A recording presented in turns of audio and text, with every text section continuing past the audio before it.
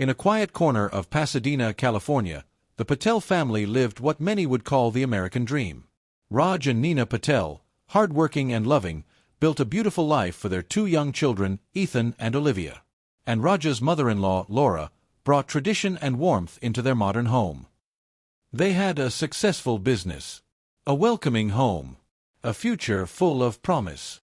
Until one spring day in 2003, they vanished without a trace. The first signs were subtle. A missed school drop-off. A mailbox stuffed with unopened letters. Toby, the family's gentle Labrador, wandering the front yard, untethered and confused. A concerned neighbor approached the front door and found it slightly ajar. Inside, the house was paused in time. Breakfast plates still on the table. A crayon drawing half-finished on the floor.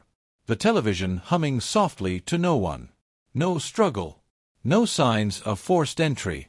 Just absence. Detective Maria Sanchez was the first to notice the silence. It wasn't normal. It wasn't right. Raj's Lexus sat in the driveway, untouched. Olivia's diaper bag remained by the door, packed but forgotten. Laura's vital medications were abandoned on the kitchen counter. No travel plans. No activity on credit cards. No goodbye notes. The family had been plucked from their lives, as if swallowed whole.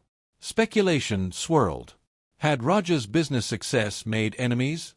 Had family tensions boiled over? Or had trust, that most fragile of human bonds, been weaponized? Three names rose from the whispers. Victor Sloan, the ruthless rival CEO, furious after a failed buyout. Daniel Mara, Nina's estranged brother, desperate for money. Kevin Reynolds, the trusted employee with a troubled past. Each had a motive. Each had an opportunity. But which one had crossed the line into betrayal? Detectives peeled back the layers of the Patel family's life. Victor Sloan had alibis stacked like bricks, New York surveillance footage, airline records, dinner receipts. Daniel Mara had checked himself into a rehab center in Arizona days before the disappearance, confirmed by hospital staff. Kevin Reynolds, however, had simply vanished. Gone from Pacific Cargo. Gone from Pasadena. Gone from the life he had carefully embedded himself within. At Kevin's abandoned apartment, forensic teams found scraps. Torn contracts tied to Pacific Cargo. Fake IDs tucked behind a radiator. Shipping manifests connected to shell corporations. Not enough to convict. More than enough to doubt. The deeper detectives dug, the stranger things became.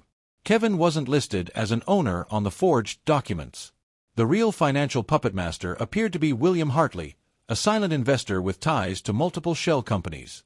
Hartley, and his accomplice Peter Reese, had purchased a farm under an offshore account. The same farm forensic teams found signs of human remains buried in the dust. When Kevin was finally caught in Reno, Nevada, he didn't fight. He simply sagged into the cuffs, exhausted. In interrogation, he whispered a different story. I didn't have a choice. He painted a portrait of manipulation, promises of money and freedom, turned into threats of violence and death. He hadn't masterminded the plan. He had been used, a tool discarded when his purpose ended. And somewhere deep inside, buried beneath guilt and fear, Kevin seemed to believe it. As Hartley and Reese's criminal web unraveled, another twist surfaced. Wiretaps revealed that Hartley had planned to cut loose Kevin weeks before the Patels disappeared, worried that Kevin's growing guilt would expose them all. Kevin hadn't run because he was guilty. He had run because he was disposable. A pawn in a game he never controlled. The truth took shape, horrifying in its simplicity. Hartley saw Raj's growing success as a threat to his own illegal operations. When Raj refused to sell Pacific Cargo, Hartley decided to take it by force. Kevin was their weapon. The Patels were the collateral damage. Detective Sanchez closed her files with no satisfaction. Justice, she knew, was never enough. Not when families were stolen from the world. The arrests of Hartley and Reese unfolded quietly. There were no gunfights, no dramatic chases. Just two men, cuffed and led away to face the crushing weight of what they had done. In court, the evidence was overwhelming. Fraudulent contracts. Property transfers. Wiretapped conversations. Kevin Reynolds' tearful, broken testimony. The jury deliberated for less than a day. Hartley, guilty. Reese, guilty. Kevin, convicted on lesser charges, eligible for parole in a decade, a lifetime spent wrestling with what he had become. At the sentencing, the judge's words echoed in the hushed courtroom.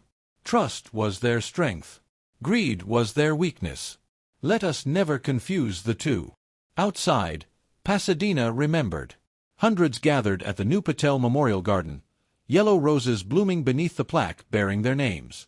Children ran laughing through the park. Families held each other closer. The Patels' lives had been stolen, but their love endured. In memories, in kindnesses passed forward, in every act of trust, cautiously given but never surrendered.